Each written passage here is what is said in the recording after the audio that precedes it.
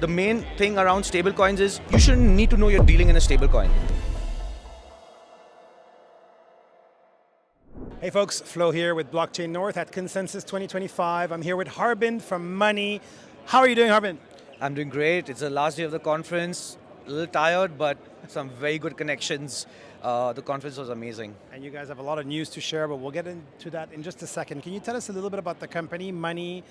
What does it do? And yeah, just basically start with that. Sure. So MNEE, MNEE, it's a take on the money. We are the new money. It's a stablecoin. It's issued on Ethereum and one-sat ordinals protocol.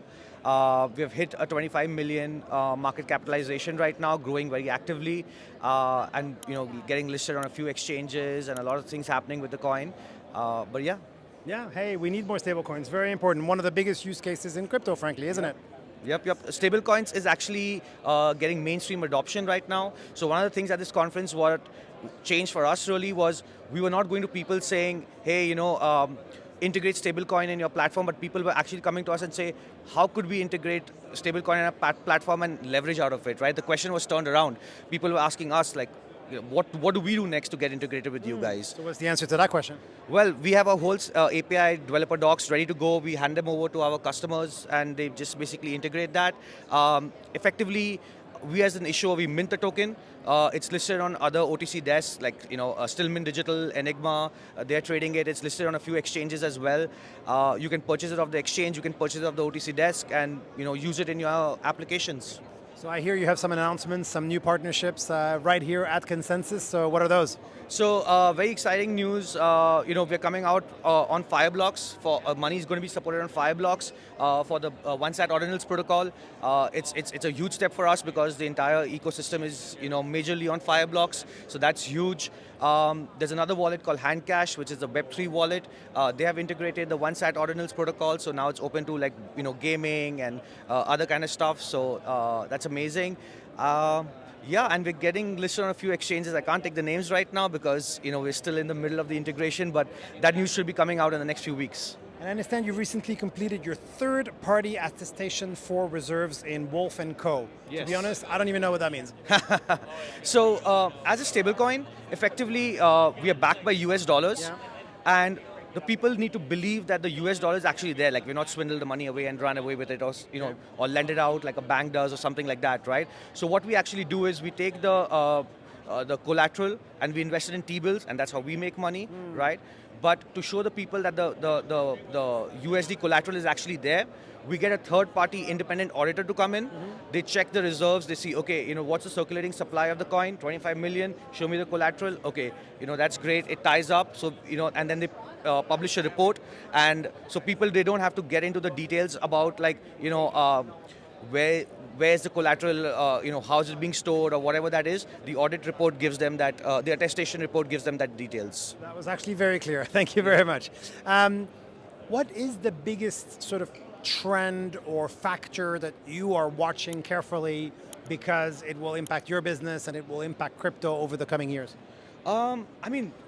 Very immediately, we're looking very closely at the regulation in the US with the stablecoin regulation specifically. I think it's a Stable Act and the Genius Act that they're talking about. And then there's the MiCA in Europe. So we're following the regulation very closely because at this point in time, both the regulations are not talking to each other. It's like a whole different regulatory scheme. So if you're issued in the US, you got to find a way to issue it in the Europe also. So that's what we're following right now, and we're trying to find a way that we can issue the stablecoin in both the regulatory regimes so that it's kind of a global stablecoin, to that extent. Any surest prediction you have for us for the future of crypto? Something that is very high conviction for you that you're like, telling everyone this is inevitable? I think consumer payments is going to be the next big thing in crypto. Okay. Tap to pay. I think it's already out there. Like people are starting. I don't know anybody that uses it outside of my crypto friends. Yeah, that's true. I think it's more about educating the user over a period of time. So initially it's the crypto native people who are, they hold stablecoin and they understand, oh, now I don't have to hold it in a bank, I don't have to move the money back and forth, I can just hold it in my wallet and I can, pay at a grocery store as well, right?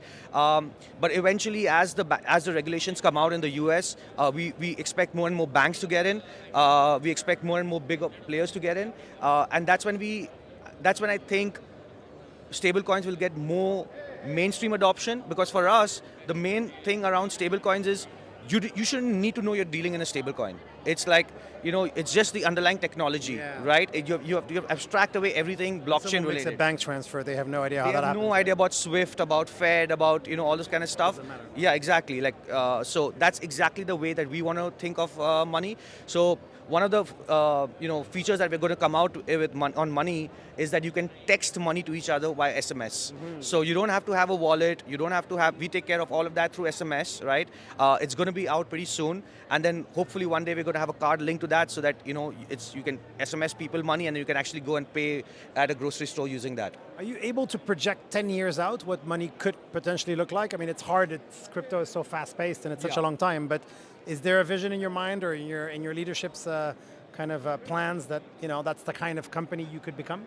So we think the DeFi and the TradFi space is very saturated right now with stablecoins, and we think the consumer payments is where we have a chance to win. One of the reasons is because our stablecoin is instant. It's extremely low fees, it's highly scalable, and that's exactly what you need for a tap-to-pay product or any sort of consumer payments driven by it. So I think that's where we're going, and as we grow, hopefully we get more and more adoption, and DeFi and TradFi just follow. Thank you very much, Harbind. Thank you. Very clear.